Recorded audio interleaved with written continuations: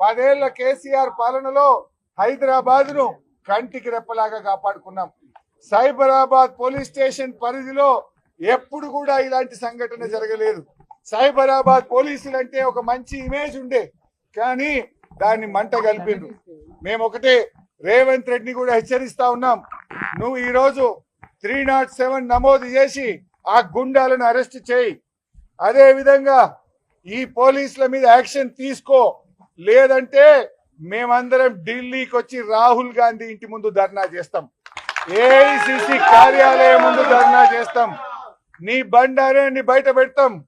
రాహుల్ గాంధీ గారు రాజ్యాంగం పట్టుకొని చేతులు పట్టుకొని తిరుగుడు కాదు, దేశం మొత్తం చూసే విధంగా కాంగ్రెస్ పాలన ఏందో, రాహుల్ గాంధీ మాటలేందో, కాంగ్రెస్ పాలనలో జరుగుతున్న దుశ్చర్యలేందో, ఏ రకంగా ఎమ్మెల్యేలను అంగట్లో సరుకుల్లాగా కొంటున్నారో, పోలీసులు దగ్గర పెట్టి ఎమ్మెల్యేల మీద ఎట్లా ప్రతిపక్ష ఎమ్మెల్యేల మీద దాడి చేస్తున్నారో యావత్ ప్రపంచానికి దేశానికి తెలిసేటట్టు చెప్తాం.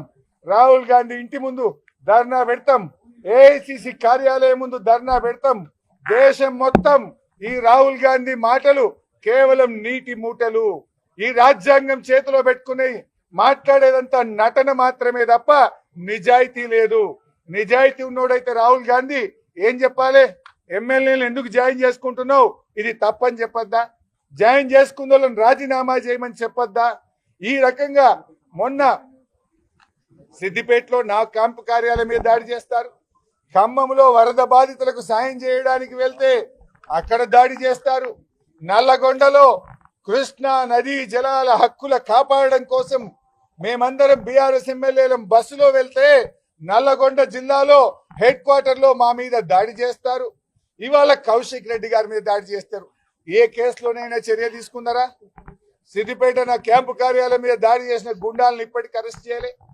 ఖమ్మంలో మా మాజీ మంత్రులు ఎమ్మెల్యేల మీద దాడి చేసి కారు అద్దాలు బగలగొడితే 10 రోజులైనా ఎఫ్ఐఆర్ నమోదు కాలేదు.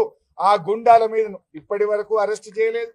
నల్లగొండలో బీఆర్ఎస్ ఎమ్మెల్యేల మీద దాడి జరిగితే ఆ గుండాలను ఈ రోజు వరకు అరెస్ట్ చేయలేదు. కౌశిక్ రెడ్డి గారి మీద దాడి చేసిన గుండాలకు నార్సింగ్ పోలీస్ స్టేషన్ లో కూర్చోబెట్టి రాచ మర్యాదలు చేస్తున్నారు, బిర్యానీలు తినిపిస్తున్నారు, ఛాయలు దాయిపిస్తున్నారు, వాళ్ళ కుర్చీలు వేసి మర్యాదలు చేస్తున్నారు. ఇదా ప్రజాస్వామ్యం? ఇదా మీరు న్యాయం రాష్ట్రం నడిపే పద్ధతి? ఎందుకంటే మేము ఇలా ప్రతిదాడులు చేస్తలేమంటే మాకు ఈ హైదరాబాద్ మీద ప్రేమ ఉంది. పోరాడినాం, జైళ్లలో పడి దెబ్బలు తిని తెలంగాణ తెచ్చిన వాళ్ళం. ఈ తెలంగాణ ఇమేజ్ దెబ్బతినద్దు, ఈ హైదరాబాద్ ఇమేజ్ దెబ్బతినద్దు, ఈ హైదరాబాద్ ప్రతిష్ట దెబ్బతినద్దు, తెలంగాణ పోలీసుల గౌరవం తగ్గద్దని మేము ఓపికపడతా ఉన్నాం. కానీ దీన్ని అసమర్థతగా అనుకోవద్దు. దయచేసి స్పందించండి. స్పందించేదాకా మేము ఇక్కడ నుంచి కదలం. రాత్రి అవుతుందా, 12 అవుతుందా, తెల్లారుతుందా, మేము ఇక్కడనే ఉంటాం.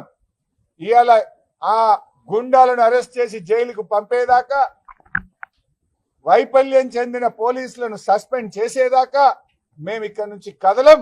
అవసరమైతే దీని మీద సిబిఐ విచారణకు హైకోర్టుకు వెళ్తాం, సుప్రీంకోర్టుకు వెళ్తాం.